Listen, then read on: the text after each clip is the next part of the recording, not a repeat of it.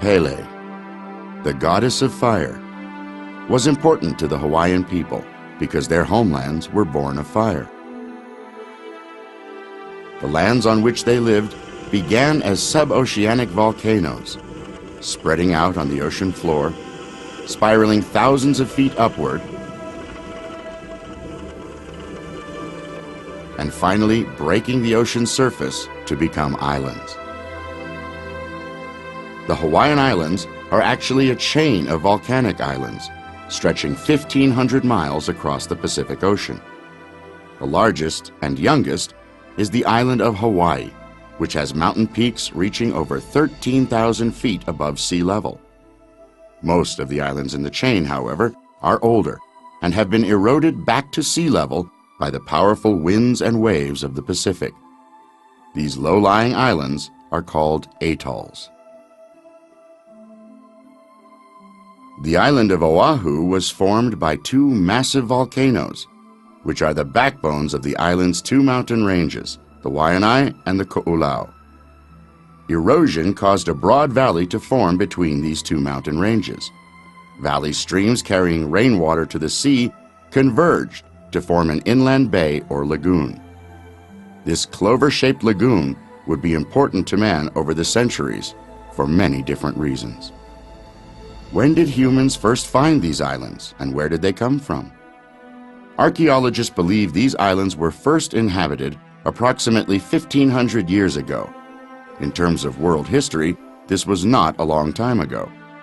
People first arrived on these islands about the time of the fall of the Roman Empire, or Europe's entry into the Dark Ages. Hawaii's first inhabitants were Polynesians, who had migrated northward from Tahiti and the Marquesas Islands. These were bold seafaring people who had developed their navigational skills through centuries of using the sky, stars, seasonal winds, and sea currents to sail throughout the South Pacific Islands. These ancient mariners had developed double-hulled sailing canoes measuring up to 80 to 100 feet in length. These canoes could carry the people, livestock, and plants required to establish island colonies. Hawaii marked the northern extent of this Polynesian culture. The ancient Hawaiians developed an elaborate civilization consisting of ruling chiefs, priests, and commoners. They developed sophisticated agricultural and aquacultural systems, and because of the extensive knowledge of the sea, were excellent fishermen. On the island of Oahu, the bounty of the sea was contained in the lagoon on its southern shore, called Pu'uloa. It was said that these warm, shallow waters, teeming with fish and containing vast beds of shellfish, were patrolled by a powerful shark goddess.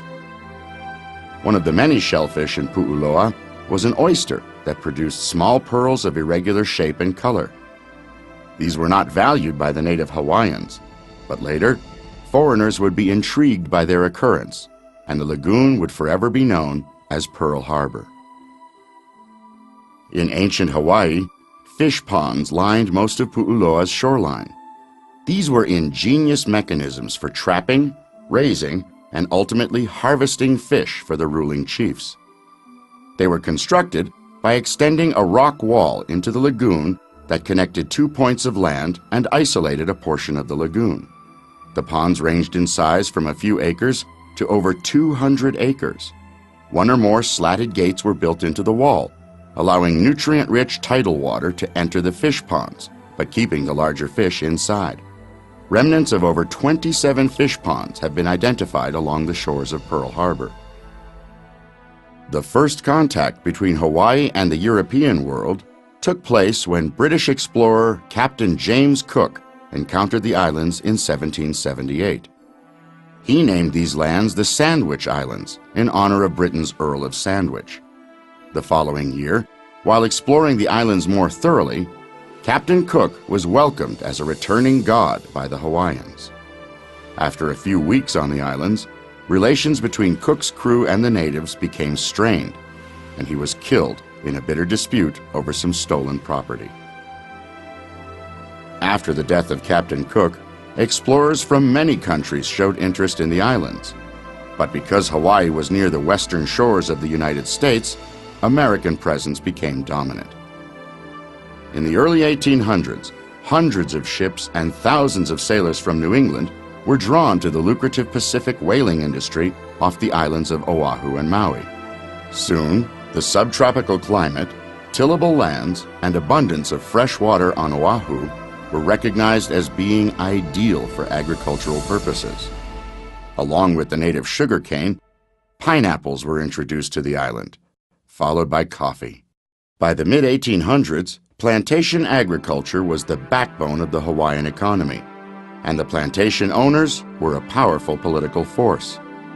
It was during this period of time that many immigrant workers from East Asia came to the islands, followed later by immigrants from Puerto Rico, Portugal, and other countries. These planters pressured the Hawaiian monarchy to obtain a trade treaty with the United States, giving them access to growing cities along the West Coast and a duty-free, tax-free status. The U.S. government, of course, wanted something in return for this treaty, and in time, discussions centered on securing exclusive rights to Pearl Harbor as a refueling station for its naval operations. This was not a popular idea in Hawaii, but eventually, in 1887, a reciprocity treaty was signed, yielding Pearl Harbor to the United States. In 1893, the monarchy was overthrown, largely by commercial interests in the islands, and the Republic of Hawaii was formed.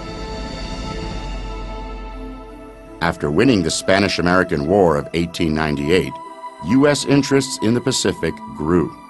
It had acquired the territories of the Philippines and Guam from Spain, thereby possessing a direct access to Asia. Pearl Harbor suddenly became a strategic military port in the Pacific to support this Asian activity. Later that same year, the United States annexed Hawaii as a territory. In the next few years, the U.S. Navy began transforming Pearl Harbor from a quiet inland bay into a world-class naval base. In 1902, this process began with the dredging of the harbor, followed by the initial construction of shipyards. Over the next 30 years, continual construction expanded the shipyards, adding dry docks, berthing areas, hangars, airfields, and a submarine base, until Pearl Harbor had become the United States' foremost offshore military installation.